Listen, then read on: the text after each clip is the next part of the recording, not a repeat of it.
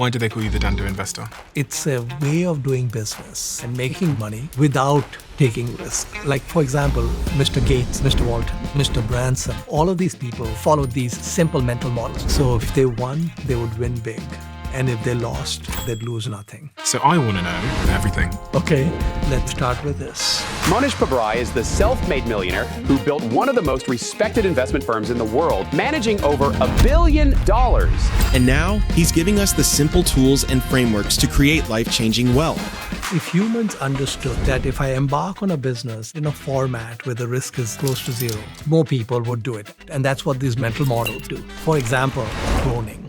We are taught if you want to start a business, you need to come up with something new. But actually, if you are a great cloner, you will be 90% ahead of the rest of humanity. And in fact, everything that Microsoft has done well at has come from copying someone on the outside. And then there's time. When you're starting a business, don't quit the day job because some other yo-yo is paying your rent. But it does mean that you need to find time to work on your business. But I will show you the perfect way to allocate your time. And that's not all. There's models like low-hanging fruit, skin in the game, givers versus takers, and the circle of competence. And I'll explain all of them. What about investing? Because you're very well known for being an excellent investor. There are three things that matter with investing. And there's also something known as the rule of 72. But I wish they would teach it more in high school. And it tells us how long it takes money to double. Now, this is exciting. I see messages all the time in the comments section that some of you didn't realize you didn't subscribe. So if you could do me a favor and double check if you're a subscriber to this channel, that would be tremendously appreciated. It's the free thing that anybody that watches this show frequently can do to help us here, to keep everything going in this show in the trajectory it's on. So please do double check if you subscribed. And thank you so much, because in a strange way, you're part of our history and you're on this journey with us. And I appreciate you for that. So yeah, thank you. Mohnish Pabrai, with the work that you do and the sort of public educating that you've done more recently in your career, what is the message you're trying to convey? If you had to summarize that message, and exactly who are you trying to convey it to? It really depends on what message. There are a few different mental models that I've figured out over the last few decades. When you have clarity on these mental models, and especially when you can start overlaying them, that's when you get 1 + 1 becomes 11. And so these mental models are not all in the same direction or in the same genre. So just to pause there for a second. Yeah. So the word mental models means it's basically a framework for thinking. Yes. So one framework for thinking is this idea of cloning. Yes. As one such example. Yes. Let's take the mental model of cloning. Cloning, right? So what we are taught is that if you want to start a business, you need to come up with something new, something that hasn't been done before. But the reality is that the world will very easily accept 3 of the same thing or 5 of the same thing. And usually it is an advantage to look at something that already exists and say, can another one of those exist, for example? Or can I take what's there and tweak it a little bit? So there's something peculiar in the human psyche, maybe going back into our history and our ancestral evolution, where humans look down upon cloning. But if you look at it, so for example, 2 of the greatest cloners, I think, in human history were Bill Gates and Sam Walton. Now, we think of Bill Gates as an innovator, and we think Sam Walton created Walmart, which was also new. But actually, they're both Me Too models. And Microsoft would not have existed without being a great cloner. So when we look at Microsoft Word, it came from WordPerfect. Which was a company before. A competitor that he took out. We look at Excel, it came from Lotus. We look at Bing, it came from Google. And you know what Bing is, but it's not Google. Everything that Microsoft has done well at has come from copying someone on the outside. And when we look at Sam Walton, who's, the Walton family, if you pool them all together, it's the richest family in the world. It's richer than Elon and everyone. And Sam Walton, by his own admission, would tell you that he has no original ideas. So originally, Walmart cloned Sears and Kmart. For my international listeners, these are two big supermarket chains. Yeah, and they're both gone. And in fact, Walmart buried them. And Sam Walton was one of the most intense cloners ever. So if he was driving on vacation with his family and he's passing some retail store, he would tell his family to stay in the car and he would go in the store just to check it out. And he said that there is no human who has lived in history or will live in the future who has visited more retail stores than he has. One time there was a manager of his and he would go in with his managers to these stores. Retail is one of the most transparent businesses. You can go into your competitor's store and you'll figure out the entire business model in 10 minutes. You don't need to talk to them. Okay, it's beautiful. So he went into this retail store and the manager says to him, "Oh, what a terrible operation. The whole store was topsy-turvy. It was really bad." And Sam says to him, "Yeah, but did you see the candle display? The candle display was fantastic." So Sam felt that he could learn from anyone. It didn't matter if you were a useless operator or a great operator or whatever, anyone in the middle. Walmart is just an amalgamation of ideas from other places. If you look at a company like Starbucks, we think of Starbucks as innovative. But actually what Howard Schultz did is he saw a concept in Italy. And his idea was that I think this is work in the US, right? And so he cloned that idea from Italy and brought that coffee shop experience to the US. If you are a great cloner, you will be 90% ahead or 95% of the rest of humanity. Now, another mental model, humans have this perspective that starting a business is risky. In reality, entrepreneurs do not take risk. They do everything in their power to minimize risk. And in many cases, when they embark on a business, the risk approaches zero. What is extremely risky is a 9-to-5 job. Because we have one life, right? And it goes away. And you may not get to do what's in your heart. You may not get your music out, right? And so getting our music out is really important. So this notion, which is drilled into us, that if you're an entrepreneur, you're taking risk, really kind of does a big disservice to most humans. And if humans understood that if I embark on a business, I can do it in a format where the risk is zero or close to zero, and I can clone an existing business, right? Now you've combined two mental models, and we can start adding more to them. But 2 has become 11. 1 plus 1 has already become 11. It's nonlinear. And why is it that, why am I saying that entrepreneurs do not take risk? So if I take my own case as an example, and I can give you 100 cases like that, but if I take my own case as an example, I was working 9 to 5 at a company, and I had a business idea. My employer expected me to work 40 hours a week, right? There's 168 hours in the week. So I felt like there must be at least another 30, 40 hours that I could work on my startup. Could you show me this in context of Right. this? So if we look at our whole week, for example, these beautifully arranged Legos, if I take one of these blocks of Lego, so each one of those blocks in there is 2 hours. So 8 hours a day. We are sleeping 8 hours a day, right? And we're doing that 7 days a week, right? So basically, we've got 7 days a week, 8 hours a day we're sleeping. The blue Legos are showing our 40 hours a week, 8 hours a day, 5 days a week, we're working, right? Then we get to other, preparing dinner and showering, shaving, getting ready, whatever else. So that's about 4 hours a day on the weekdays, which is including commute time, and about 8 hours a day on the weekend.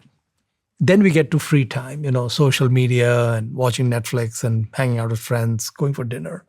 And we've got quite a bit. We've got about 4 hours a day of doing that and about 8 hours a day on the weekends. So this is kind of what a typical week for most people would look like, right? Mm-hmm. Now, when you're starting a business, the important thing is don't shut off the cash flow. Some other yo-yo is paying your rent, and some other yo-yo is paying your groceries. So we don't want to rock the boat. But we're going to make one change to Blue.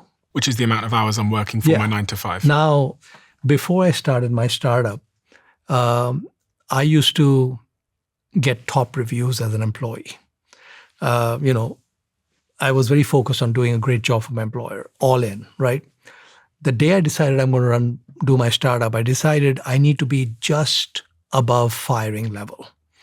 My performance needs to be just good enough so they don't can me, but nothing beyond that, because I need all my energy to go into my startup. So that's the only tweak I'm making is the Blue stays, but we're not doing extra blues like we were doing before, right? And now, Blue, for anybody that can't see, because you're listening on audio, is work. Exactly. Yeah. Blue is work. Exactly. Now, when we embark on a startup, we should never do a startup to make money. It's the worst reason to start a company. The purpose of business is not to make money. The purpose of business is to deliver an incredible product or service to humanity. If you do that, the money is a side effect. It'll happen. We don't need to focus on it.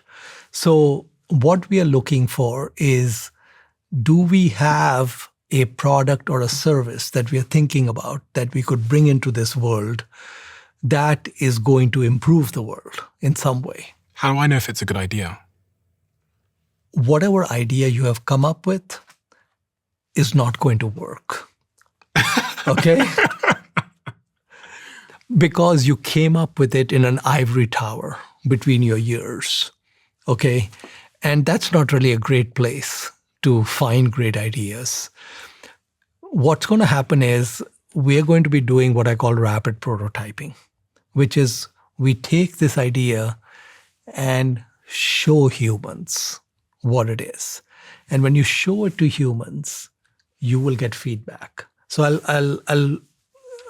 maybe I'll just give it in more practical terms. Mm-hmm. When I was starting my first business, it was going to be a IT services business, okay, information technology services, and I was going to be providing these services to very large businesses, companies that are $1 billion or more in earnings or cash flows.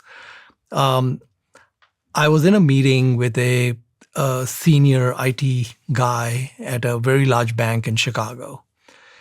And I was going through my PowerPoint deck with them. I came to the 10th slide, said my spiel, went to slide 11. So the boss who was sitting in the meeting said, go back to slide 10. So I went back to slide 10, again gave my speech that I had for slide 10 and took it to 11. He said, go back to slide 10 and do not change the slide. I don't have an interest in any other slide. Okay? So I took it back to slide 10. And all he wanted to talk about was what was on slide 10. My deck was talking about 7 things we could do. Slide 10 was one of those 7. It was an extreme pain point for him. He needed help on that one thing. He didn't need help on all the other riffraff stuff I was talking about. So when you're doing a startup, you have to be listening very carefully. Your customers or potential customers will tell you exactly what you need to do. Whatever you came up with, maybe 80% right or 70% right or 40% right. But your customer will tell you what is 100% right. Okay, because that's a real pain point. So I went back and thought about it. And I realized that his pain point, and I could see it was a severe pain point because he gave me a purchase order at the end of that meeting, was going to be a pain point for a lot of people. So I went back, I took slide 10, blew it up into 20 slides, and that became the deck. Okay, everything else got thrown out. Right now, I couldn't have done that without him. My brain is too small to have figured that out. So anytime you're doing a startup of any kind and you have a prototype or an early product or something going on, your users are going to tell you exactly what tweak they want. You've just reminded me of a conversation I had this morning. Okay. Where I interviewed someone, because much of what you're saying is orientated towards startups, but it's actually every single day of everyone's life, because I interviewed someone this morning for a really critical role in the company. And this person has spent 20 years at one of the biggest companies in the world.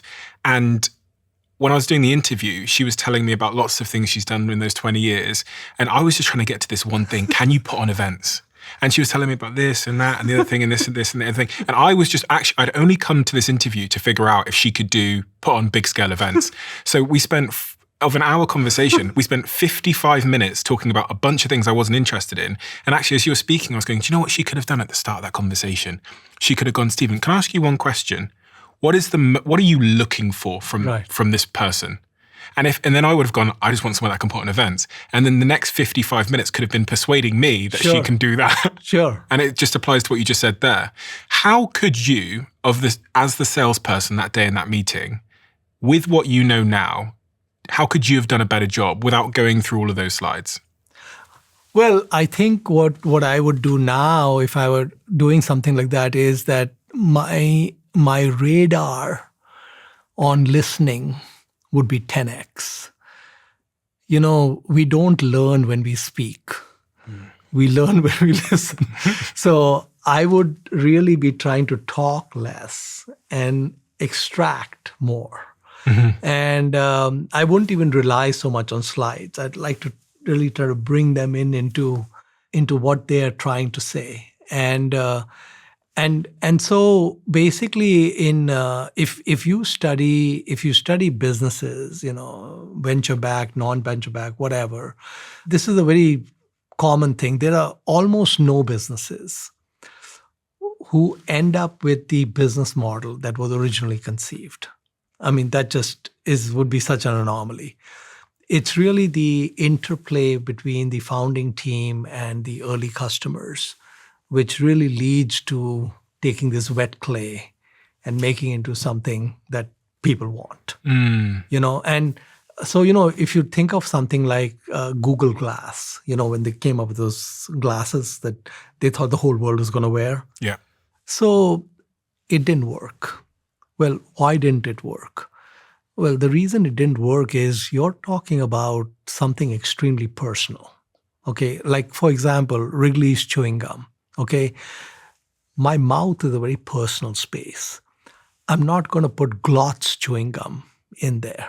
What's Glotz chewing gum? Exactly. Okay. Yeah. You're not going to put some brand that's half the price of Wrigley's in there because you don't want to go there. That's not of interest to you. So when we wear glasses or sunglasses or anything we wear, that's very personal. So the ergonomics and the human factors are very important. If it's slightly off, now Meta is trying to do the same thing, but they went to Ray-Ban, right? They did a JV with Ray-Ban. Those glasses look like normal glasses. Mm-hmm. I think there's a higher chance. Well, I've got some. We use them, yeah. You don't have any Google Glass. No. I mean, I think they cut the project, didn't they? Google, So what I'm trying to say is that we have to pay very close attention to the customer. Steve Jobs was right. The customer doesn't know what he wants. Okay. But if you put it in front of them, then they can now tweak and tell you exactly what they want. Right. So that's another mental model, which is now we get to the third model, which is that you're not smart enough. If whatever founding team you have is not smart enough to figure out what people want, period. So you have to have very good listening skills, and you have to have the flexibility to, and again, when you're listening, separate the signal from the noise, right? Take in what is real signal and leave out what is the noise. And then you're starting to get down a path which is going to make more sense. The other thing that's kind of a model maybe woven into there was this idea of just like attention to detail. I'm not even sure if that's a model, but when you told me about the Walmart founder laying between the aisles to measure the exact centimeter of length, the model there for me was just like precision and detail. It's a game of inches. I mean, what I'm saying is that when Sam Walton was trying to figure out the name of the company, one of the reasons he went with Walmart was it was 7 letters. And he was looking at the cost of putting up signage in his stores. And he was trying to come up with a name with the fewest letters because it costs less. Okay? And so, I mean, cost sensitivity is all over the place in Walmart, right? I mean, that's just front and center with what they do, right? They just really squeeze blood out of a rock, So basically, I mean, I think and that's the reason why they became so successful. One of the things you can always control in business is your costs. You may not be able to control your margins and selling prices and a lot of other things, but you can always control costs. So that's another model where you have to have discipline. You have to have very strong discipline on the cost side. If you look at something like LVMH, the guy who runs it, I mean, he's in luxury goods. He's in high end. LVMH make Louis Vuitton and yeah. I mean, everything. They've taken over Tiffany's and everyone. But when you look at how the company is run, it's very tight. He spends money on the best real estate because that's important. But the deals he negotiates on those real estate is mind-blowing. So it's a very tightly run operation on a product category that doesn't necessarily need it. But that's why he's become the wealthiest guy in Europe. Because that mentality will then apply to every decision. Absolutely. And if you apply it to 100 things, it does matter. Oh, it does matter, big time, yes. So I have these yellow blocks here, which represent hours working on your own business. Yes. So show me how you would take some of these blocks away and introduce hours working on your own business. Yeah, so basically it's really quite simple. We're really not going to mess with our sleep cycles. We're going to leave that alone. Sleep staying the same. And we need our blue, which is our workspace, 40 hours. We need that to continue. One of the changes we're going to make is we're going to live close to work. So we're going to cut down commute time as much as we can. Okay. Because every hour matters. Okay, so the area that we're going to focus on is the free time. Okay. And the reason why taking out the free time is not a problem is because what we are embarking on, like we just discussed, is not about making money, it's getting our music out. Getting our music out. What do you mean by that? Which means that we have something in us that we know the world needs. And we want to bring it to that world. We want to bring it to the world. And because we want to bring it to the world, it's not work. I think the audience might be challenging themselves in their head and saying, but I love the thing I do for work. I'm one of maybe the rarer group of people that I get to work with puppies every day. And I love that. Yeah, so I think this is not for everyone. So I think you have to ask yourself who you are. If you are truly excited about your 9-to-5 job and what you're spending your main waking hours on, awesome. That's great. I mean, everyone's not going to be an entrepreneur. Everyone's not going to have a startup. Everyone, they may be getting their music out in a different way on someone else's platform, which is perfectly fine. But if that is not you, where When you go to work, you're not super excited to get up in the morning, and you're not tap dancing to work every day. If that's not happening, then there's something wrong.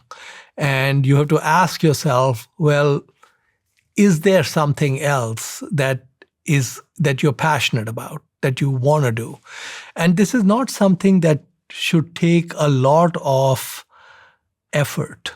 So if we go back and look at, for example, Bill Gates and Paul Allen, right? I mean, Bill Gates is at Harvard, and he sees a magazine which shows a very early personal computer, and he realizes that there's a paradigm shift, and he realizes that he needs to be part of it. And Paul Allen is the one who sent him that magazine, and he told Bill, we got to go do this now. This is our time now. And for Bill, it was a very easy decision. Very easy decision. Very difficult for his parents. His parents were in shock that he's going to abandon his degree. And, he told his parents, don't worry about it. I'm going to come back and I'll finish the degree. And several decades later, Harvard gave him an honorary degree. And his parents were in the audience, and he told them, I told you I'd come back, finish it off, right? So to put some numbers to this, 12% of people, according to the stats that are listening right now, are explicitly unsatisfied with their job, which means they hate it. 85% of workers globally are disengaged, meaning they're not fully invested or happy at work. So it's a huge number of people. More than half of the US workers are at least somewhat satisfied, but engagement remains worryingly low. So if we look at that 85% number, 85% of workers globally are disengaged, meaning not fully invested or happy at work. So it's really those people.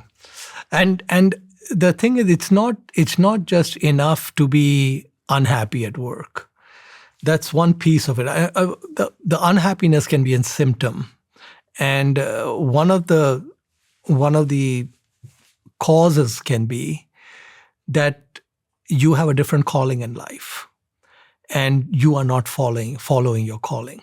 Now, sometimes for someone like Bill Gates, for example, and Paul Allen, they figured out their calling, and they just went, right? For many of us, it may not be that easy. So what we have to do is we have to try a few things. You try on different shoes to see what fits. And so, have some thought experiments, talk to your friends, say, okay, I'm a UPS driver, this is what I do, and I really like playing the guitar, or I like to make these art figurines or something at home, and whatever else, right? So you have to figure out what your calling is. And I'm probably not the best person to tell you how to figure out what the calling is. Maybe another guest of yours can help them with that. Do you think everyone has a calling? Yeah, I mean, I think we are all unique children of God, and I think we all have some music we want to get out. And knowing what that is and getting it out may not be the easiest thing, but it's a worthwhile journey to try to get there, right? So we can't do this just because we're dissatisfied, and we can't do this just because we want to make money and get rich. We've got to have something that we think the world would be interested in. And, in my case, I'd gone through this session with a couple of industrial psychologists, and they told me, Mohnish, you like to play games. You're a game player. And actually, they couldn't be more accurate. So when I was doing my startup, I'm a numbers guy and a math guy, so I actually like that. So what I used to do is, because I had no money, I used to send 200 letters a week to the senior IT people at 200 different companies. But what I did is, so all these people I was sending this letter to, they had a gatekeeper, some secretary, etc., whose job was to not let anything through. And my whole purpose was, I need this letter to get through. it needs to get through the gatekeeper. So I was using mail merge, which was mass producing these letters, but there was a customization, the mail merge, where if some person's name was David Smith, it said, "Dear Dave." Okay. And then throughout the letter, it talked Dave. Dave's name came up like 3-4 times. When the assistant got the letter, she couldn't tell whether I know Dave or not. Because you used his shortened name. His shortened name, and she doesn't want to throw a letter that is somebody that he knows. So the letter would go through enough times, right? Now, what I also did is 1 week after those letters were delivered, I made 200 calls. I called all 200 people. And basically, if I got voicemail, left a message, whatever else, right? Now they have entered the sales funnel. Okay, so Dave Smith is in the sales funnel. If I get no response from Dave Smith, after 1 week, there's one more call. Then the calls start getting spaced out double time, 2 weeks out, then 4 weeks out, then 8 weeks out, then 16 weeks out. But Dave never leaves that funnel, okay, until he tells me, do not bother me anymore, and I have no interest. They're going to stay in that funnel. So the second week, I send out another 200 letters, make another 200 calls, right? And now I've got the first week, second week. So you can see as time goes on, I'm calling nonstop, right? Because this thing is, but what I was tracking, because I'm a math guy, what I was tracking is, okay, these 200 letters went out. How many people did I get any kind of positive response from, right? Because not everyone's telling me to get lost, okay? And how many meetings am I having? And what is the ratio of calls to meetings to close, etc.? And my ticket size of the item I was selling was very large, hundreds of thousands of dollars, right? 9 months after doing this, now let's go back here. So we're going to take our free time. So what I've tried to describe is that what I'm doing is actually more exciting than the orange. The yellow is more exciting than the orange. So basically, what is the yellow? The yellow is our startup. So that's working on your startup. So on the weekends, I'm going to do 10 hours a day because I'm not working, right? And on the weekdays, I'm going to do 4 hours a day because I've got other things to do, because I have a job and whatever else is going on. So there's my weekdays, 5 days there where I'm putting in 4 hours a day, and then I'm putting in 10 hours on the weekend. And the free time, this is not as exciting as pounding Dave. Pounding Dave continuously till he says either get off my back or here's your purchase order is very exciting. It's way more exciting than playing some social media or watching Netflix or whatever else. Which is what people currently do with their free time. So one of the litmus tests of whether you should be doing a startup or not is yellow needs to be more exciting than orange. Your startup needs to be more exciting than your free time. Netflix should be so painfully boring for you. And going on Facebook or Instagram, whatever, should be very boring for you. Compared to? This is exciting. Compared to building your company. Yes. So, the Pink Floyd song, "We don't need no education." Yeah. We don't need no thought control. Yeah. We don't need none of this. This is so useless. You understand how useless this is? Yellow is where it's at. It's not in the orange stuff. We don't need this. Thank you, Stephen. So we don't need any free time. This is better than free time. Building your business. You're having an orgasm every hour. So what can be better than this? Much of what I do here when I'm having these conversations is I'm trying to put myself in the shoes of the person who is currently sat in a 9-to-5 job, and they've got an idea, and their idea hasn't really gone anywhere yet necessarily. And the pressure they're feeling in their lives is probably now a financial one. Like, they want financial freedom. They want more optionality in their lives to be able to go on holiday, make more choices, and have more freedom. If you're that person, what are the mental models that we haven't discussed yet that you need to be thinking about to get from 0 to 1? So one of the things to keep in mind is that we live in a world now where most things that you would want to do in terms of starting a business are not capital intensive. What does that mean? Doesn't take much money. In fact, what's been happening over time is startups need less and less and less money because they need more and more and more brain power, right? So the good news is that a gating factor is not that you need money. When I started my business, I signed up for every credit card that would come to me. So I had 70,000 in unused credit lines in probably a dozen Visa and MasterCards, right? I had about $30,000 in my retirement account, my 401k, which I also took out. I said at 25, I can make that up later, right? So basically I had $100,000 of capital. And that 100,000 got used because once I got going, I needed working capital and so on. But then the business was actually cash flow positive. 9 months after I was doing this, I was able to get rid of this. So after 9 months, my business was producing enough cash flow that I went and resigned. Okay. And we can put that in here as well. So what happened is that I went to my boss and his boss and basically told them that I'm started a business. It's not competitive with the company, and I'm going to be leaving in 2 weeks, and this is my 2 weeks notice. And basically that was that, right?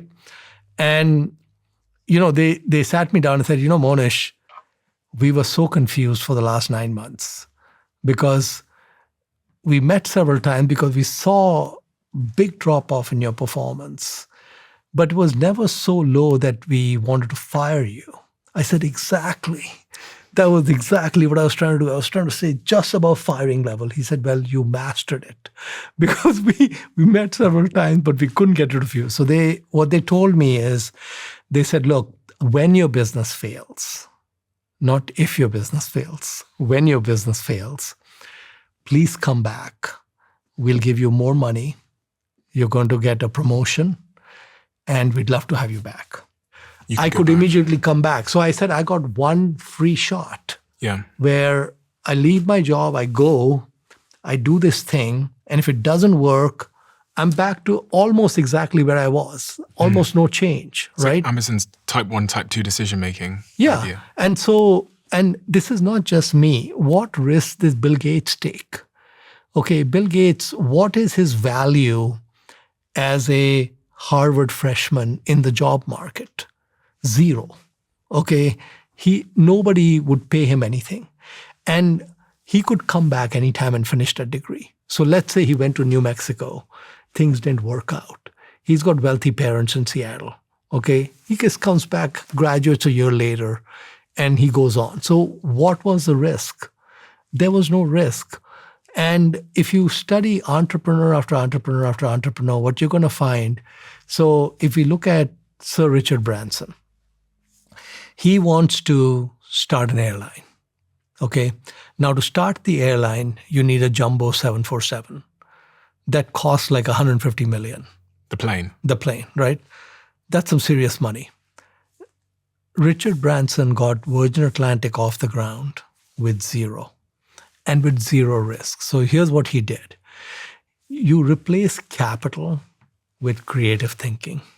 So he calls 206-555-1212, which is directory assistance in Seattle, Washington. And he asked for the phone number for Boeing.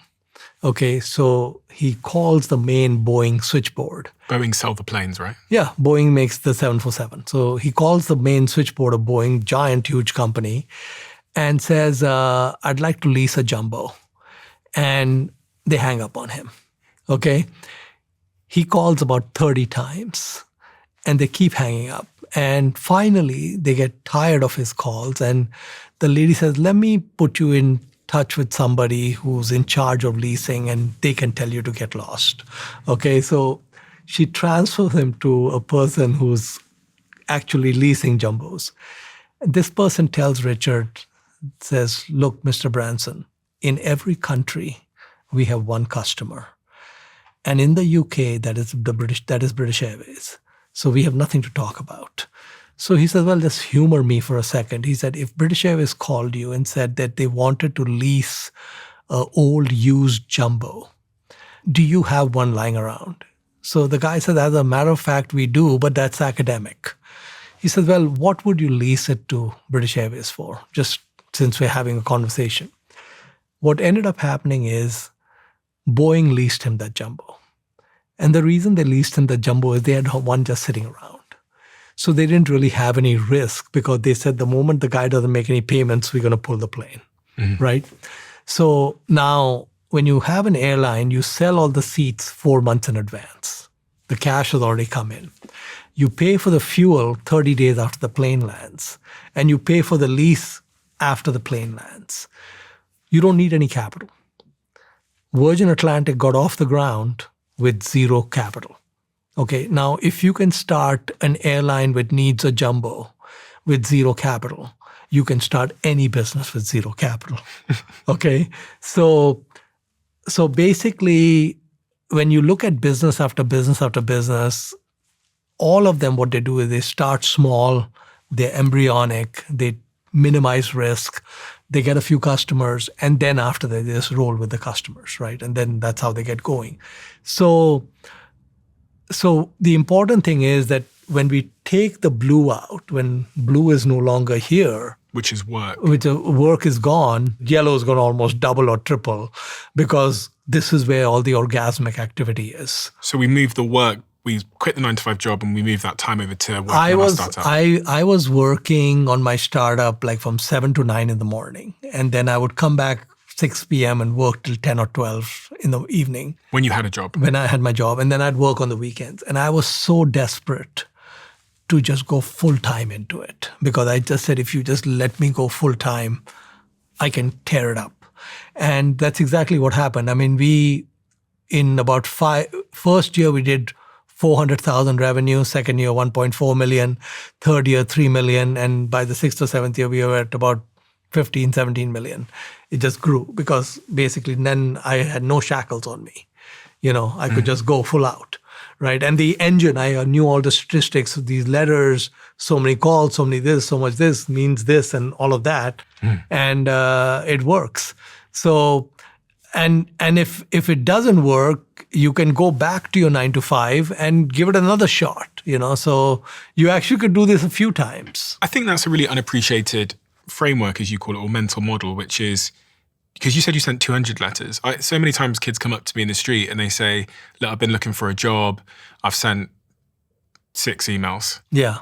And they go, no one's got back to me. Yeah. And you can see that it's hit their confidence. And now they've actually arrived at the conclusion that getting a job is like harder or impossible because they sent 6. Yeah. Now, when I interview people like you, they all give me much bigger numbers. They say 200, 300, 500, and there's something in this sort of law of averages, which is just like, just take more swings. You see it in like cricket. My daughter, when she was graduating from Berkeley, came to me and I was really surprised. She said, I want to work at a hedge fund. And so I said, okay. And her degree was not in business. So she was not a natural candidate to be even considered. I said, can you make a list of every hedge fund in New York and LA and put it in Excel, managing partner's name, address. Now, we don't know people's email addresses, but we know everyone's mailing address.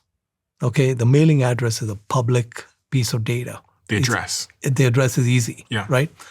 And I said that, so she got a list of about 1,200 funds in LA and New York. And I said, what you're going to do is you're going to ask for the job, but you're going to have 2 pages behind that giving them a stock tip. You're going to give them a pitch that you have written up of a company that if they invest in, they're likely to make money. We sent the 1,200 letters, physical letters, okay? All physical letters, no email, right? And there's a 85-year-old guy in New York who gets the letter. He's retired. The fund doesn't exist. It shouldn't have been on the list, whatever. But he has a friend in LA. He says, hey, Jamie, aren't you looking for an analyst? And this girl, she seems to have the perfect kind of background. And she ends up with a higher salary than anyone who went to Berkeley Business School with a much higher GPA than hers. I was thinking about what you're saying, and I made a video the other day, which I think is somewhat relevant, where I was trying to describe to people how to send a message to someone in a way that creates impact. And the framework that I came up with, which we'll animate on the screen, but is basically, so this axis here is the signal versus noise of the channel you're using. Mm-hmm. So a high signal channel is one where it gets past the PA. Mm-hmm. It's less saturated, less busy. A high noise channel, which is the opposite, would be sending an email to the press@yourcompany.com's email. Sure. So everyone goes through that path and doesn't get to the person. And then the other axis is basically the emotional impact of the message. Yeah. So high emotional impact is doing what you said, put a stock tip in there. You're going to stand out. They're going to think you're a little bit strange. Or what you said about shortening the name, that creates more emotional resonance. And then low would just be AI slop, copy and paste jargon. And really the most successful messages are up here. Absolutely. High signal channel, high emotionally resonant. Absolutely. But what ends up happening is people send loads of messages down here and then they get depressed and demotivated and say no one's getting back to me. Yeah. Like Michael Jordan used to say, you miss every shot you don't take. Yeah. So basically I think one of the things about entrepreneurs is that you need to have resilience. For me, what the data I was looking for is that if I send 5,000 letters, which takes 25 weeks, 6 months, how many meetings does that end up in? If that ends up with 10 meetings or 20 meetings, well, now I have my number, right? And then the second part is the meeting to close ratio, right? And so to me as a math guy, I was just interested to know that it's not zero. Mm-hmm. Okay, I just want to make sure. And I could see very quickly it was not zero. Literally within the first 2-3 months, I could see it's not zero. Every business needs a competitive edge. And if you're great at hiring, that edge should probably be your people. The A players you bring in, and I don't just mean your full-time team, but your freelance support too. If you feel like your talent isn't quite cutting it, then I want you to take another look at our sponsor, Fiverr Pro. Fiverr Pro is Fiverr's premium offering, where every freelancer is hand-vetted, so you're guaranteed top quality every single time. What's brilliant about Fiverr Pro is that you're picking from very experienced talent in marketing, web, app development, AI, and 750 other categories. And these are people that can swoop in and lead the more complex projects that your team might not be capable of handling yet. And because it's a personalized service, a Fiverr Pro hiring expert will find the help your business needs for you. They'll hire them and manage your outsourced projects end to end too. And if you're not happy with your freelancers' work, then you get your money back. They are that confident in their talent. So to give it a shot, head to fiverr.com/diary, and for 10% off your first order, use code DIARY. I think one of the most formative experiences you can give your children, which I got at 16, through 16 to 19 years old, which is what I did, was working in cold telesales. So my job at 16 years old was to call people at 9 p.m. cold and try and get them to buy windows and doors. And it taught me the exact lesson you're describing, which is, yes, 80% of people tell you to fuck off. 98% say no, but doesn't matter. I always say 80% told me to fuck off. 15% said it in a nice way. And then 5% were at least receptive to what I had to say. Yeah. Maybe 1% close. But when you understand that, you think of life through that lens. And actually, Stephen, I had the almost same experience. So my father was an entrepreneur. He was really smart at identifying what I call offering gaps, like things that should exist in the world, but didn't. And he would get these businesses off the ground with no money. I saw him do it repeatedly. His downfall was he was very aggressive in growing the businesses. And so they didn't have staying power. There was almost no equity, always very levered. So he went bankrupt 8 or 9 times, right, repeatedly. When I was about 11 or 12 years old, my brother and I, we were like his board of directors, okay, because he had nobody else. The 3 of us would sit down at night to figure out how to make the business last for one more day. Okay, everything's caving in, the creditors are caving in, the business is collapsing. How do we make it work for one more day? And then the next night we'd get together and how do we get it work for one more day again, right? At 16, and I don't know why my dad did this, but I'm so grateful that he did. At that time, he had a gold jewelry factory in Dubai. And he was going cold calling in person to jewelry shops to buy his jewelry that he was manufacturing. So he took me with him on many of these trips. And I was 16, just like you, right? So we would take the taxi from Dubai to Abu Dhabi. And now there's all these gold shops. He doesn't know any of them, right? And he's going one after the other, after the other, after the other. And I would be stunned that 5th shop, he makes a sale. Yeah. And it's a very small sale because he has no trust and all that, but he's made the sale. Then I noticed that after 3 months, we go back to that same shop we made the little sale to. The guy brings out tea. There's a lot of chemistry, bigger order. And then I saw the orders increase, right? And then he's continuing to do that. I went with him to Doha, Qatar. And again, the same thing. It was like, I saw how those doors opened. And I saw how it didn't matter to him when they closed. That was irrelevant to him. Really interesting new way to think about it, because what you're saying there is actually, when you get that one yes, it's actually a seed that's being planted that can grow into something. We just care about the ratio and the number. Okay, so what effort did it take? Like I was saying, if I send 5,000 letters and I get 20 meetings, that's awesome. Mm-hmm. I mean, that's a fantastic ratio because one sale is going to get me about 200,000 or 300,000. It's a significant amount, right? I mean, so that I don't need large numbers. But the lifetime value of that it's huge. Yeah. I mean, these relationships I got then, they're still with me.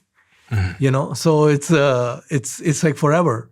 Here's a philosophical way to think about that for just everybody, which is you can remember probably conversations you had in your life that you thought were totally inconsequential, but then 8 years later, that seed became a business relationship. The example I always give is when I was 14, I applied for The Apprentice. They did this like junior apprentice on the BBC.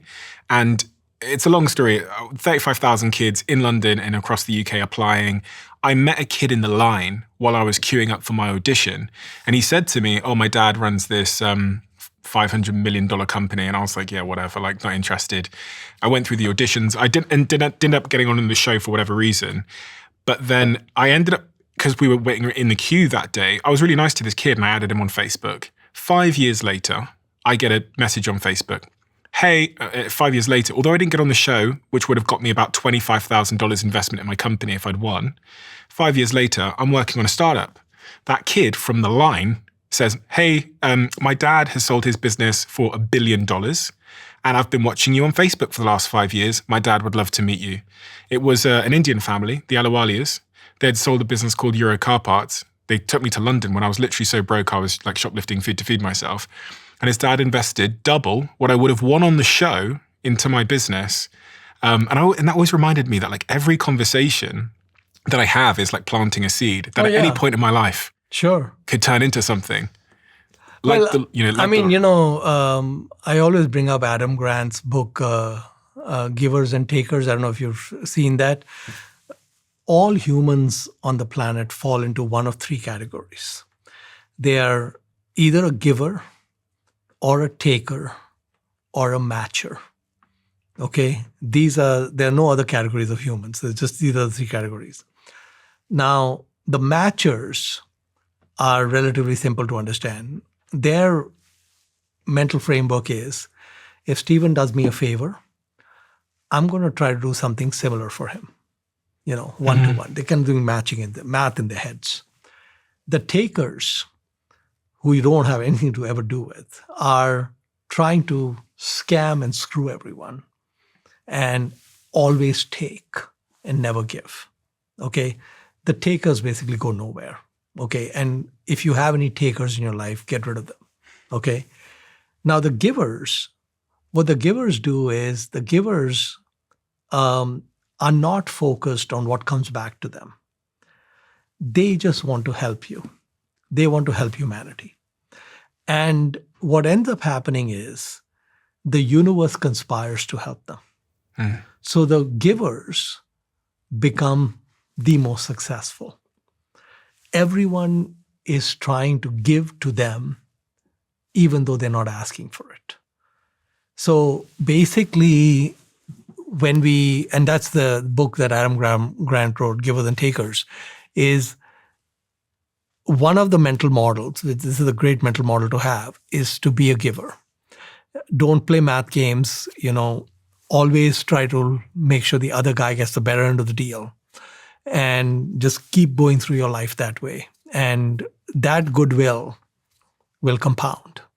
And it will take care of itself. And the time horizon, you don't worry about the time horizon. You're not doing it for getting something back. That's the key. You're not doing any mathematics like you're not calculating. I'm going to do this so XYZ happens. You're just doing it. End of story. I was sat with my girlfriend last night. She runs a breathwork business, so she's essentially a solopreneur.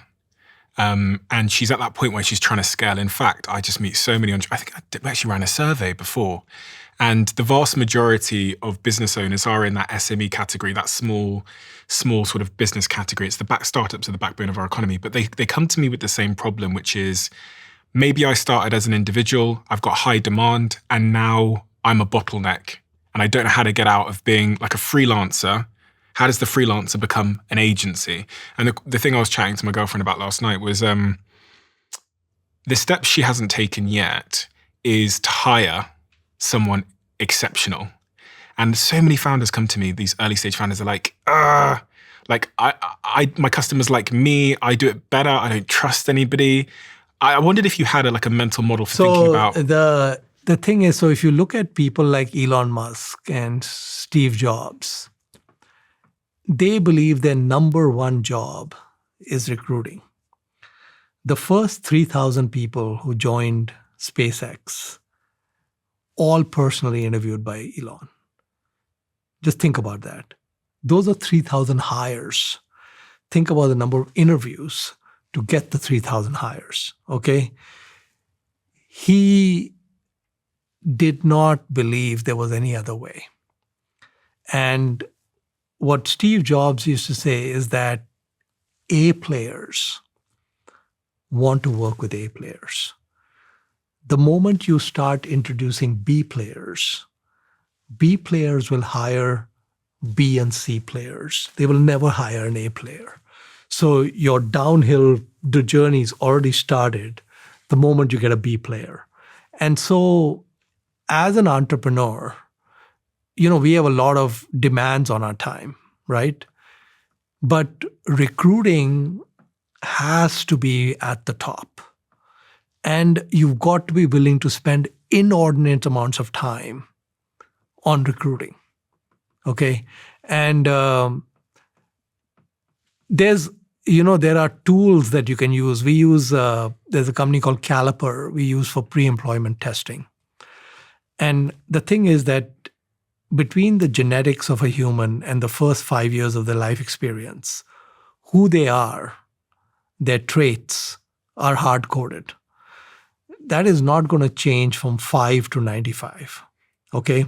So it's not like you're going to change a human. Human is the way they are, okay?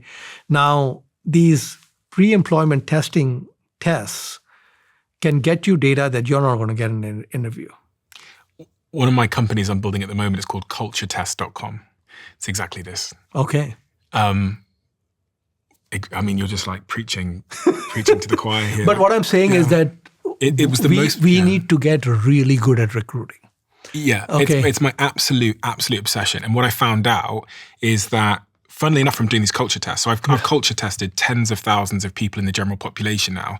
And the shocking part was, just to give you some context on what it does, it benchmarks our best performing people and how they make their decisions. The assumption here is that culture isn't the thing you come up with at the offsite. Culture is how you would behave on Christmas Eve when you get a text message from a client. Like, what you do there is your company culture. So it basically creates these questions which simulate optimal culture in that team, and it puts you in that scenario and says, what do you do?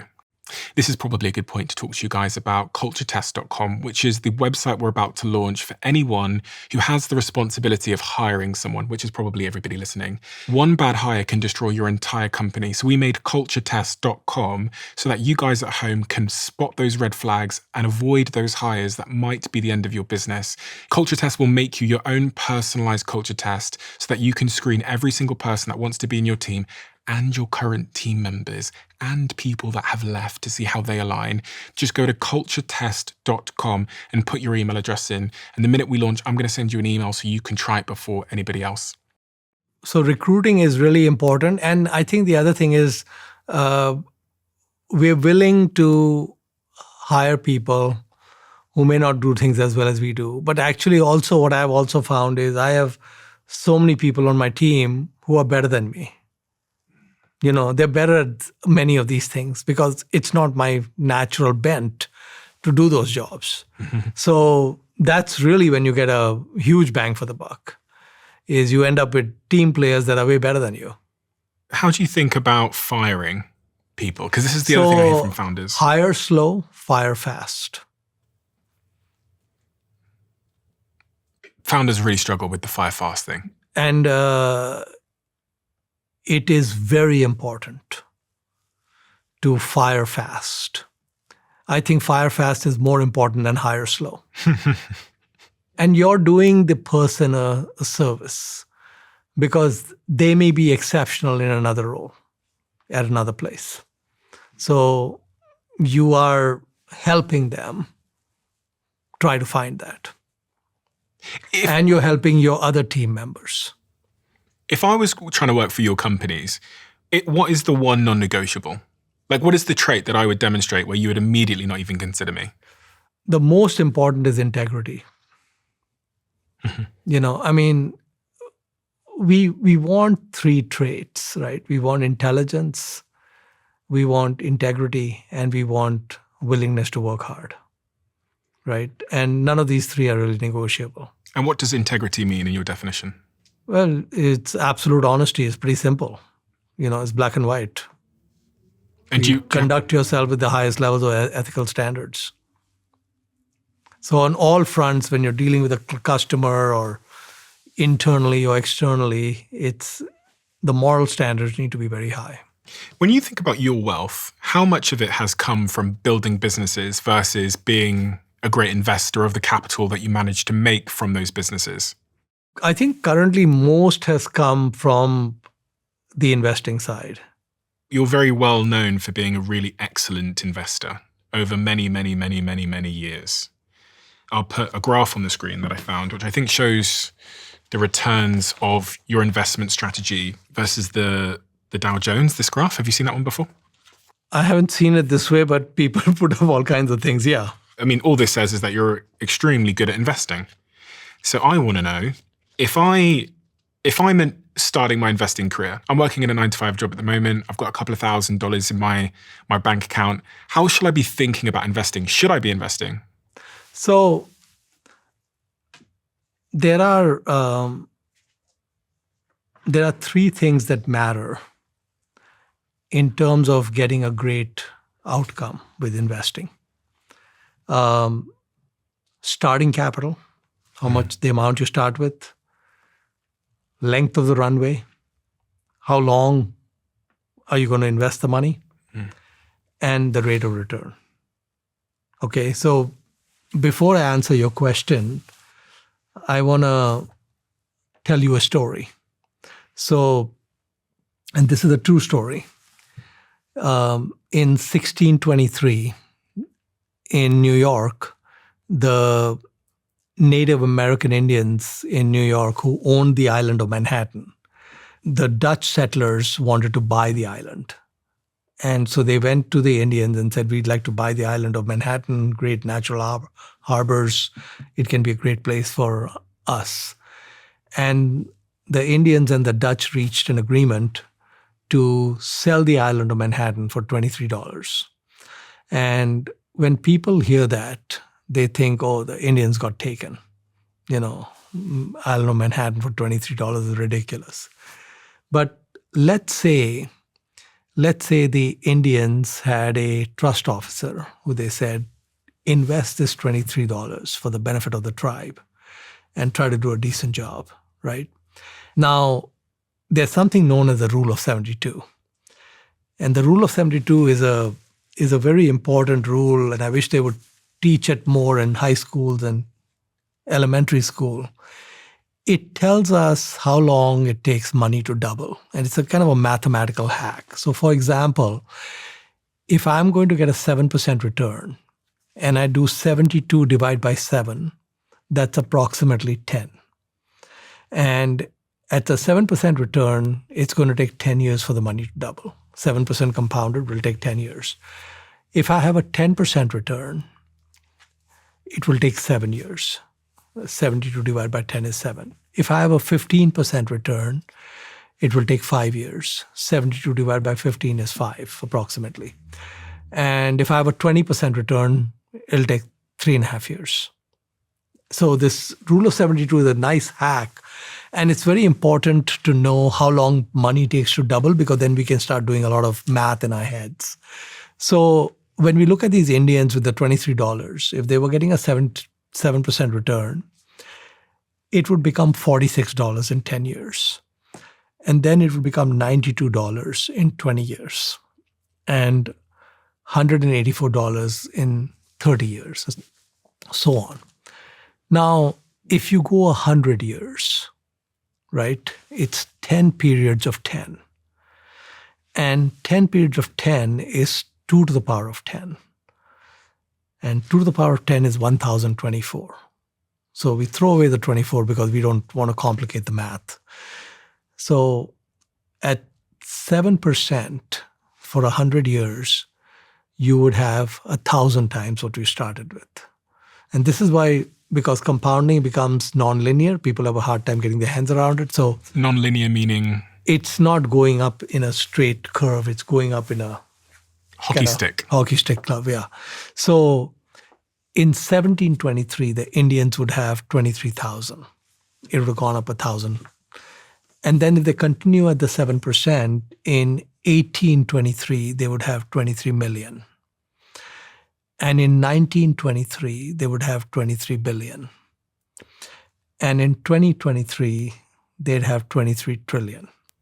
Okay, now the entire wealth of every man, woman, and child in the United States is 150 trillion. 1/6 of that is not undeveloped land in Manhattan. So if the Indians had invested at 7% a year for the last 400 years, they would have more money than owning the land. Mm-hmm. So they were not taken. They were given a fair deal, but they just didn't have a good trust officer who could actually make it happen for them. So the magic of compounding is that we started with $23 and we end up with 23 trillion without having a great rate of return. It's just an okay, 7% is just okay. It's not great. It's not bad, but it's okay. Now, if you go back 100 years, so we started at 1623, go back 100 years to 1523, we had 2,300 cents in 1623.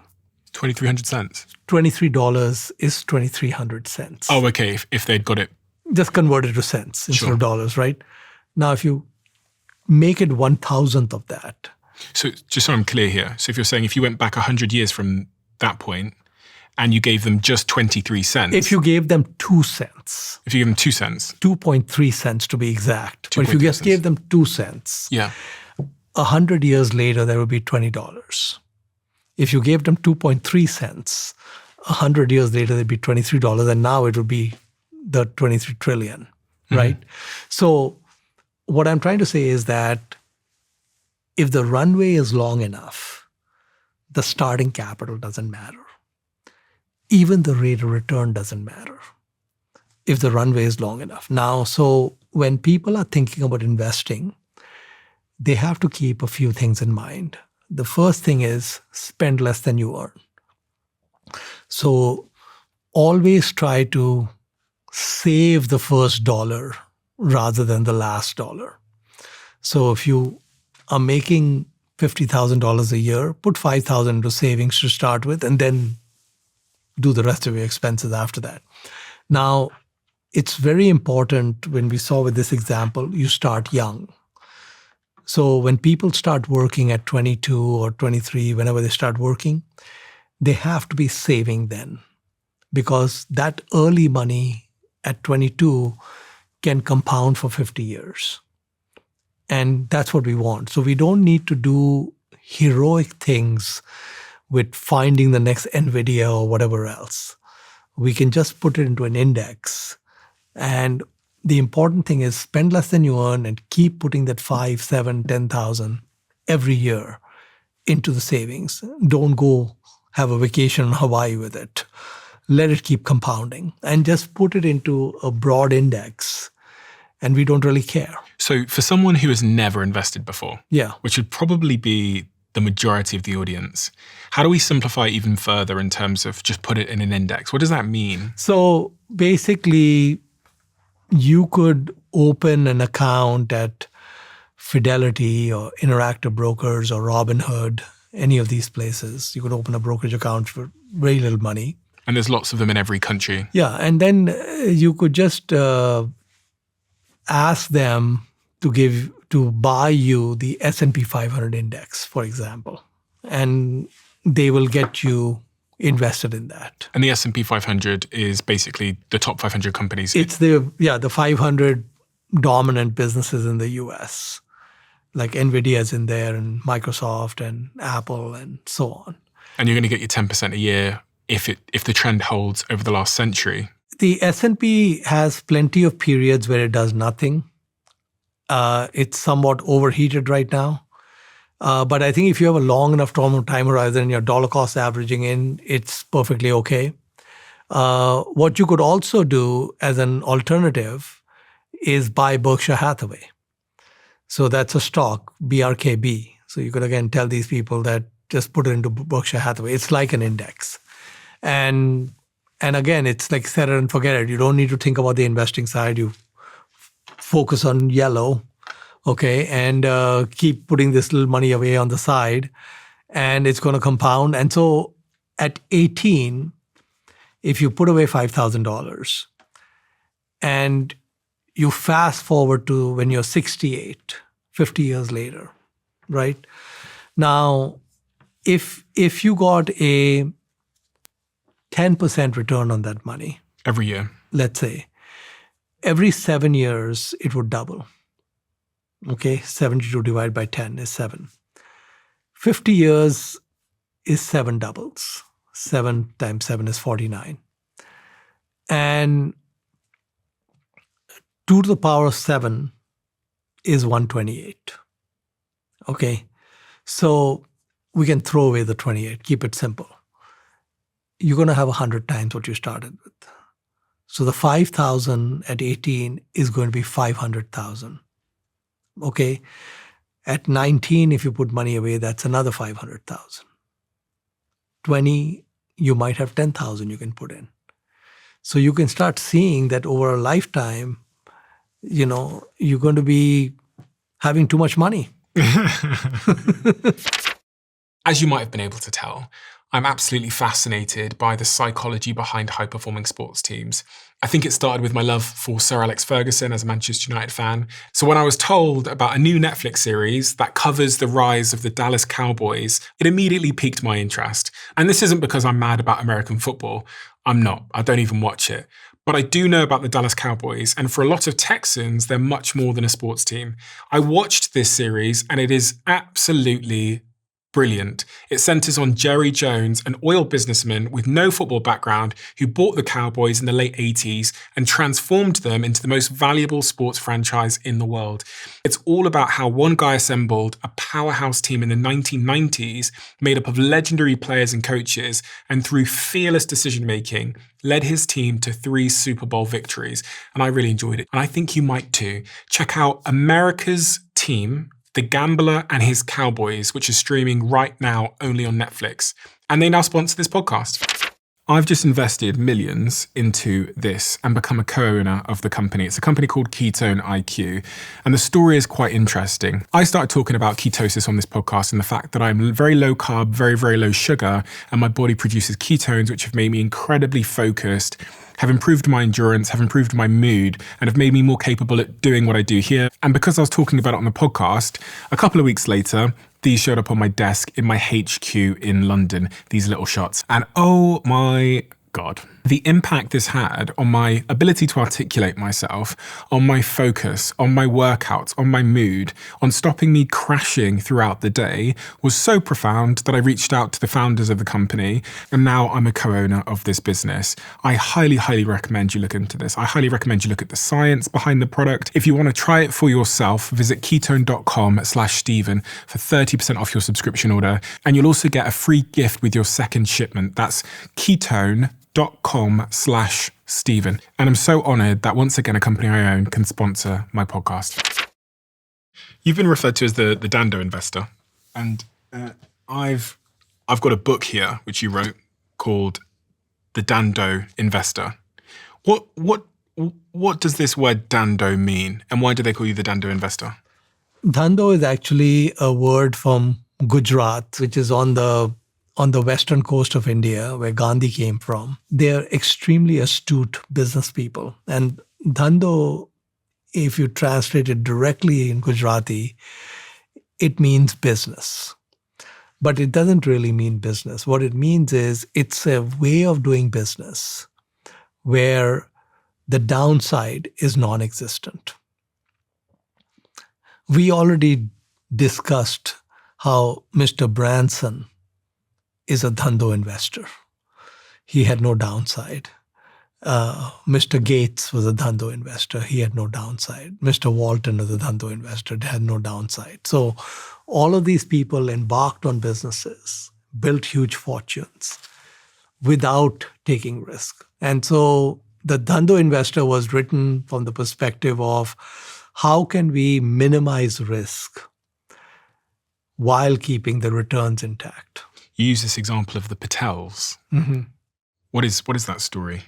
The Patels went to Uganda more than 100 years ago, maybe close to 130 years ago. It was a family? It's an ethnic group in India. And so this ethnic group came to Uganda to build the railroad. But they're very savvy business people. And over the course of the last 100-odd years, when they were in Uganda, through their Dhandho methods of doing business, they became very successful entrepreneurs, and they controlled large parts of the Ugandan economy. And Idi Amin came to power in Uganda in the 1970s. And he said, Africa is for Africans. So what he did is he threw all the Patels out, and he nationalized all their assets. So now the Patels were stateless. The US took them in, the UK took them in, Canada took some of them in. And when they landed in the US, they basically really didn't have any skills that would allow them to get good jobs, white-collar jobs in the US. And what a few of them started to do was they realized that if they bought a motel, a small 10 or 20 room motel, the family could live in one or two of the rooms, and they could use the money they got out and get a bank loan and run the motel. Now, motels are very labor-intensive businesses. So what they did is when a Patel took over a motel, they fired all the staff. And the family took over all the jobs, the cleaning and front desk and everything else, right?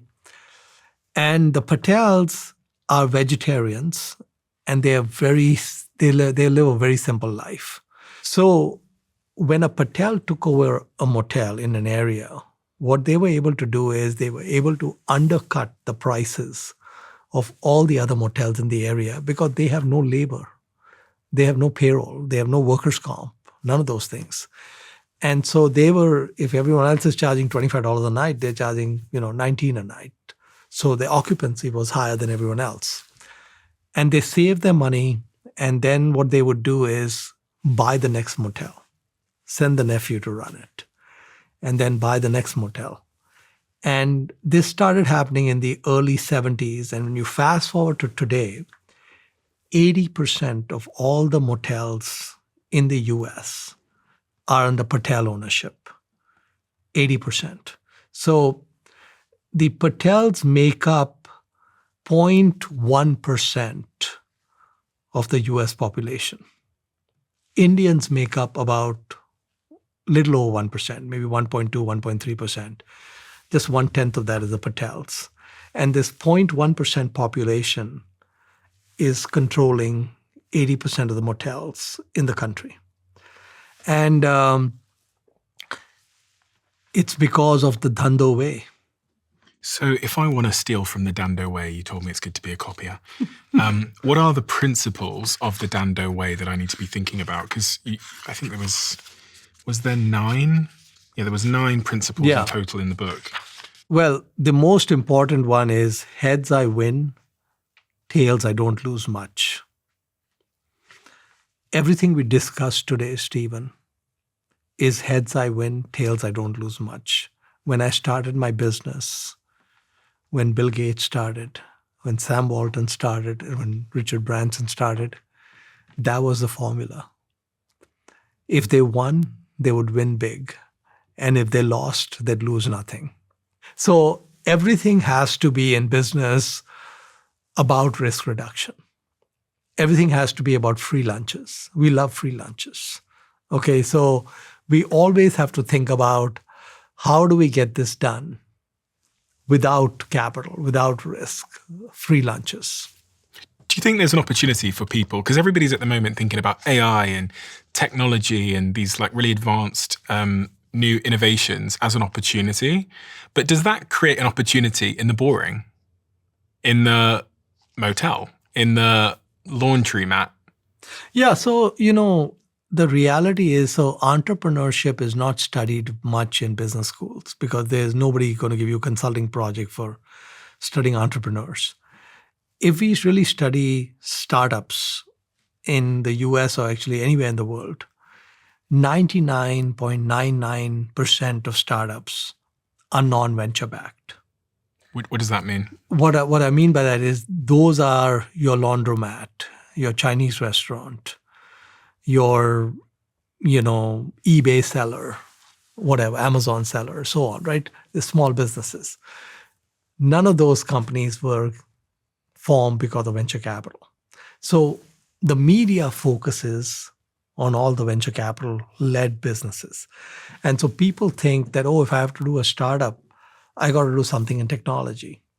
Well, that's like 1/10 of 1% or less. You can ignore it. You don't need to really worry about it. The important thing is to be an observer and to look at what my dad would call offering gaps. So let me explain an offering gap, right? So let's say there's a town, let's call it Town A. Town A, there's a barber shop in Town A. Okay, and the barber's one of many barbers doing well, etc. There's another town about 30 miles away, Town B, which also has barbers. They're also doing fine. There's a new township coming up in the middle of these two towns called Town C. Town C doesn't have much of a population, but it's growing fast. So the barber in Town A goes to see what all the hoopla about Town C is all about. So he takes a trip there, sees that there's some increase in population, people are moving in, and he notices there's no barbershops. Why would there be any barbershops? Because it's brand new, right? So he's thinking, how do I do this without taking risk? And what he does is he rents subleases a small storefront, buys some used barber equipment, and then decides that one day a week he's going to go into that town and cut hair every Wednesday. He puts up a note board saying, I'm available Wednesdays. And what happens is people start coming in. They come in because they have no choice. If you don't go to this barber, you got to spend half an hour driving to one of the other two towns. Now, he normally charges $30 for a haircut. But here, he doesn't need to charge 30 because there's an opportunity cost of the time you're saving. So he can charge 45. So he's charging 45 over here, and then when he's in his own town, he's charging 30. Now, what he notices is Wednesdays are filled up. So he says Tuesday and Wednesday.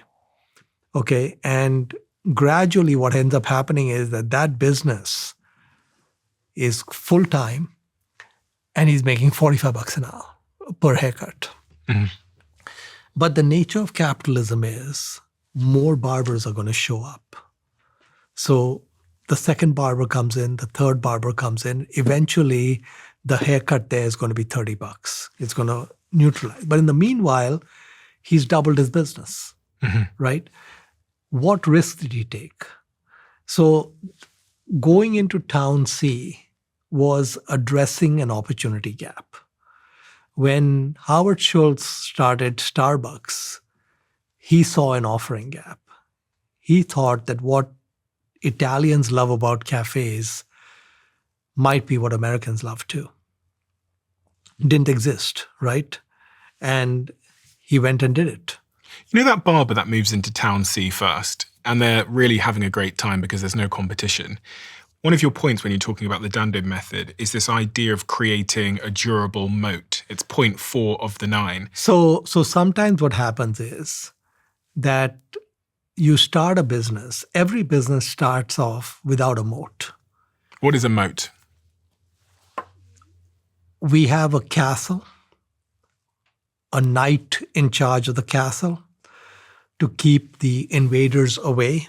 And one of the ways to keep the invaders away is you put a moat of water around the castle.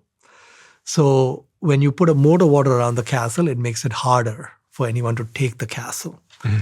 And a business with a moat around it is a business that competitors will have a difficult time taking business away from. So what can happen with our barber in Town C? Humans are creatures of habits.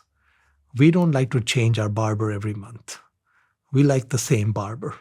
So if he's competent and good, what's going to end up happening is that his client base will stay with him.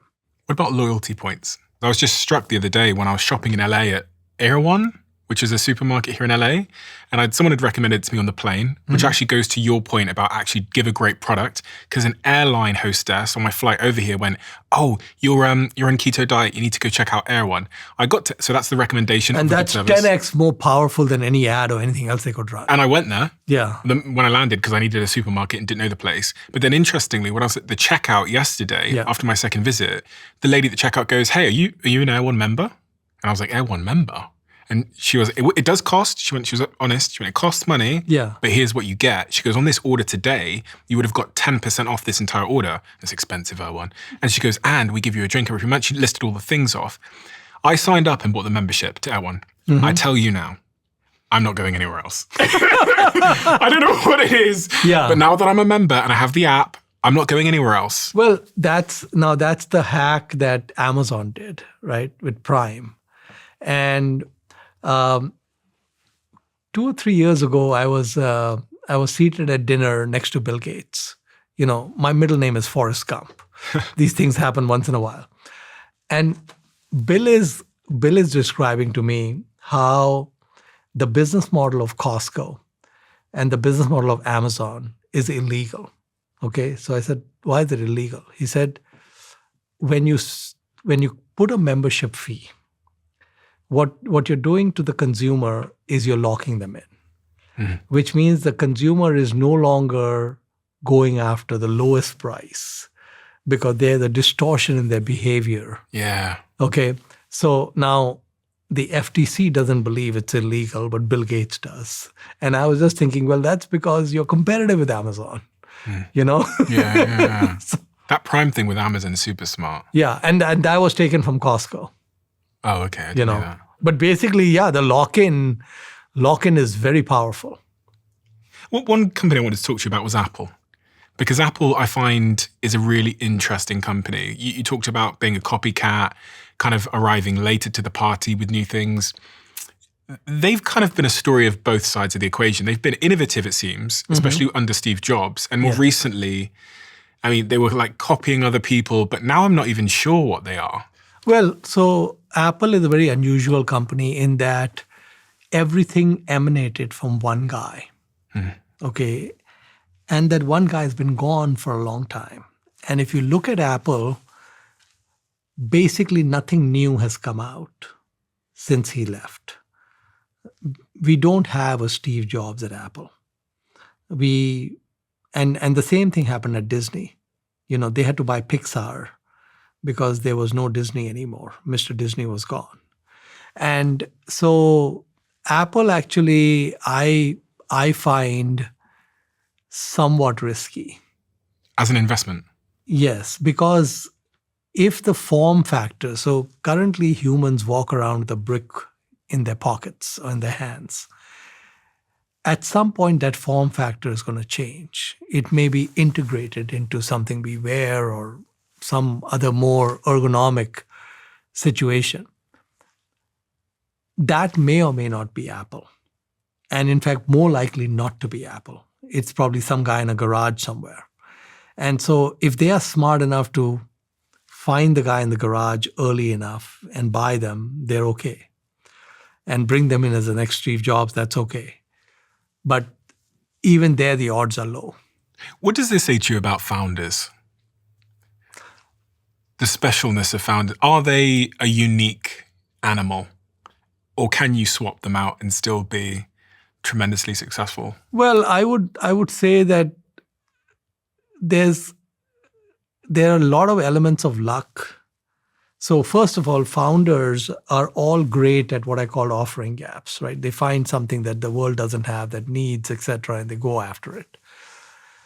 Sometimes what happens with the offering gaps is a moat gets built, right? Someone starts Visa, it becomes a Moti company or American Express and so on. And it perseveres and scales. Like Apple with their ecosystem, their closed ecosystem. But 100% of businesses eventually will go to zero. And so it very well could be that a business could last for 50, 100, 200 years, 150 years, could last well past the founder's lifetime. Those are businesses which were built with a lot of principles and a lot of great core values. You know, the founder of IKEA, every decision he took was with a 500-year view. How many businesses think with a 500-year view? And IKEA, you know, I was studying IKEA, some very remarkable things about it. First of all, he never ever took debt. Every single store they built out of retained earnings and cash. He never took debt. And I've studied business failure quite a bit. The single biggest reason why businesses fail is leverage. They owe people money and they can't pay it back and that they're gone. So IKEA has never taken debt. If you never take debt as a retailer, you're going to grow slower, right? You've got to keep kind of bringing in the cash. But it's a very solid foundation because it's on a rock solid balance sheet and such. And his second principle was no two IKEA stores can be the same. So what he said is that whenever we are opening a new IKEA store, there has to be some innovation that is going into that store that does not exist in our previous stores. Because he says that if I don't keep innovating, I'm done. And so if we don't notice it because we think all the IKEAs are the same. But actually, if you study them and look at when they were built, etc., you start seeing these incremental changes that they're making. That's a really interesting idea that I could implement into everything that I do, which is just making sure that every podcast I do, there's one new experiment or innovation, or every piece of work you do, whatever team you're in, is just to run out one experiment in every. Absolutely. But you have to make it measurable, right? Or else it's not a experiment. So you also talk about making fewer big infrequent bets. Yes. Who's that relevant for, and in what context? So one of the things that Warren Buffett says, he says that you get a punch card which you can punch 20 times in your lifetime. And each time you buy a stock, it's one punch that's gone. So what Warren is saying is, if there was a rule which said that you cannot buy more than 20 stocks in your whole life, what would happen is you would be very thoughtful about what you bought. Okay, and chances are those decisions might be good decisions because you only have 19 left, and then you only have 18 left, etc. So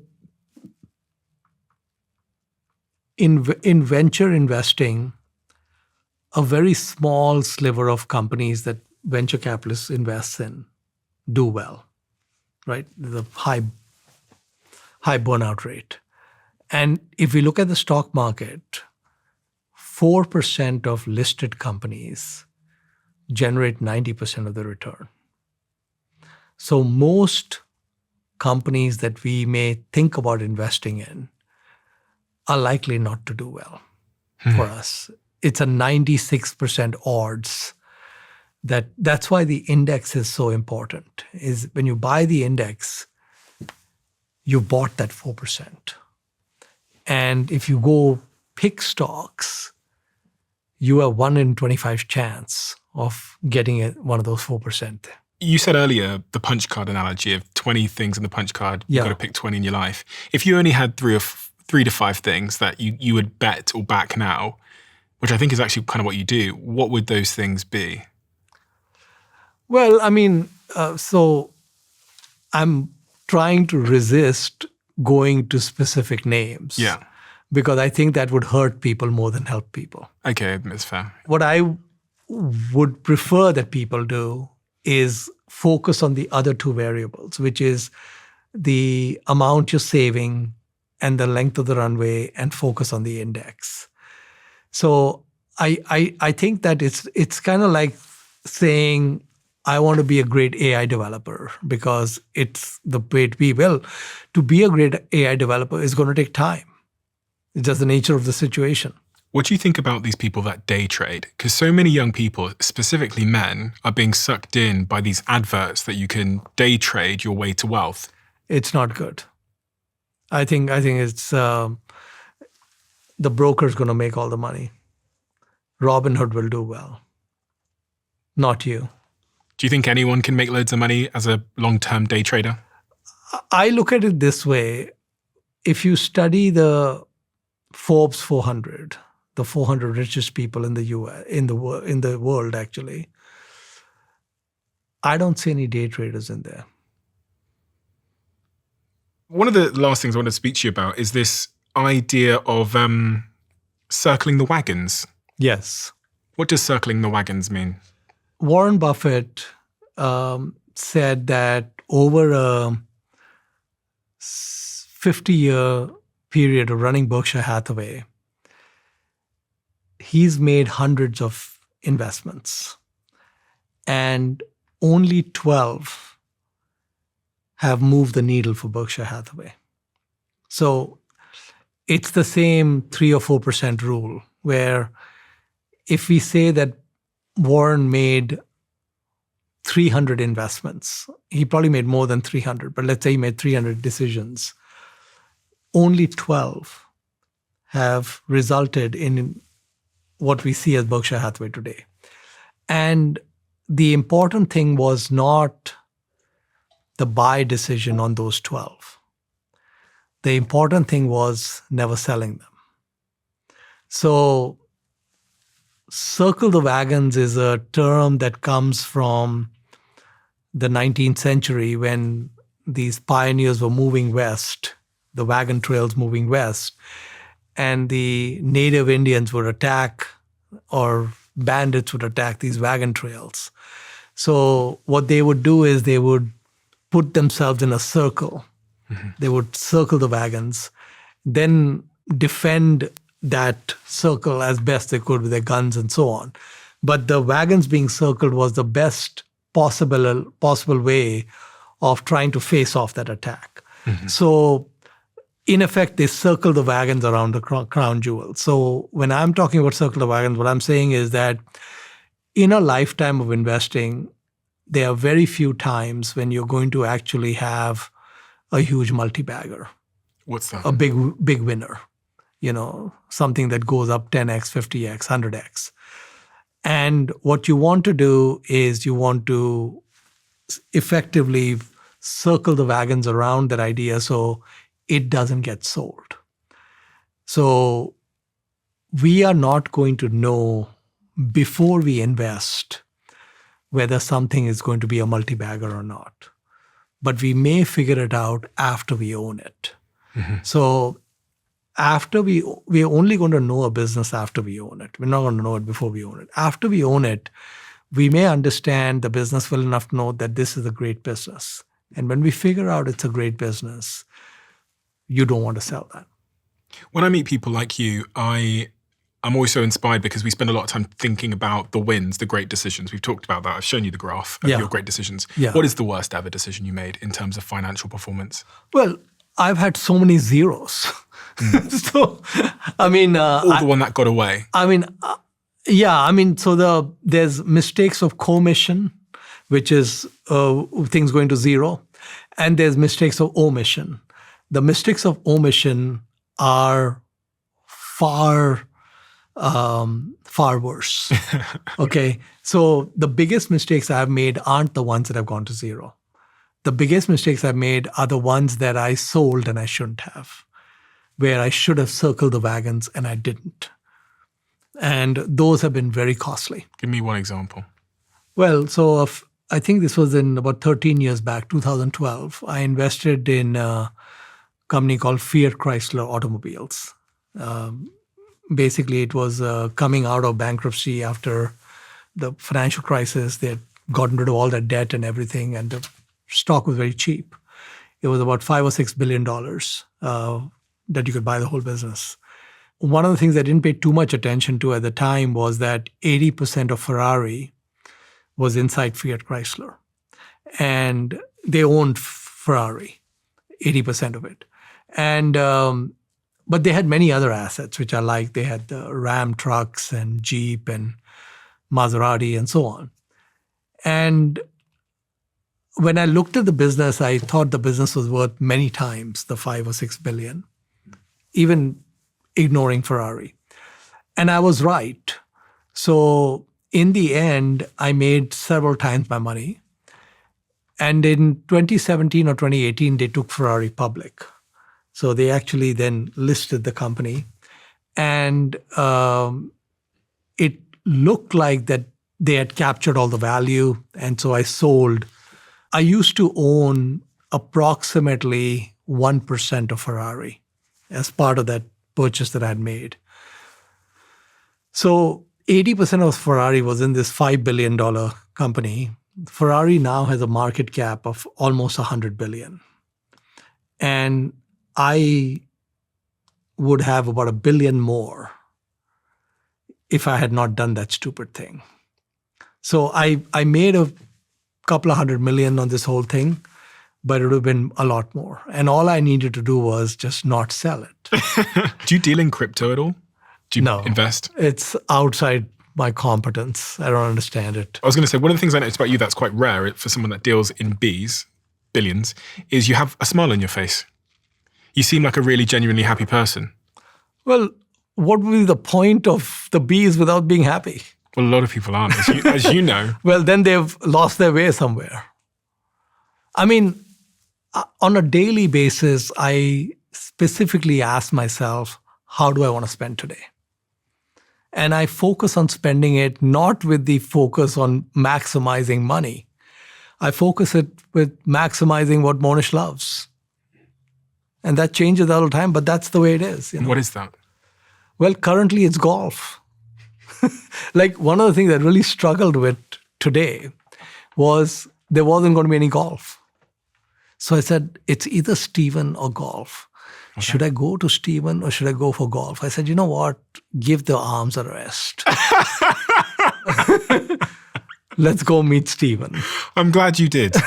We have you probably just answered this question. We have a tradition where the last guest leaves a question for the next, not knowing who they're leaving it for. And the question left for you is, if you could go anywhere right now, instantly, where would you go? I'd go to the golf course.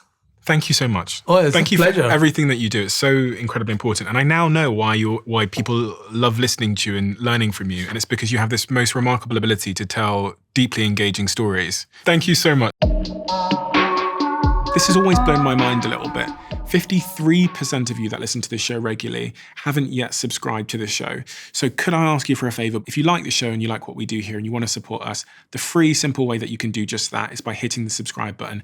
And my commitment to you is, if you do that, then I'll do everything in my power, me and my team, to make sure that this show is better for you every single week. We'll listen to your feedback, we'll find the guests that you want me to speak to, and we'll continue to do what we do. Thank you so much.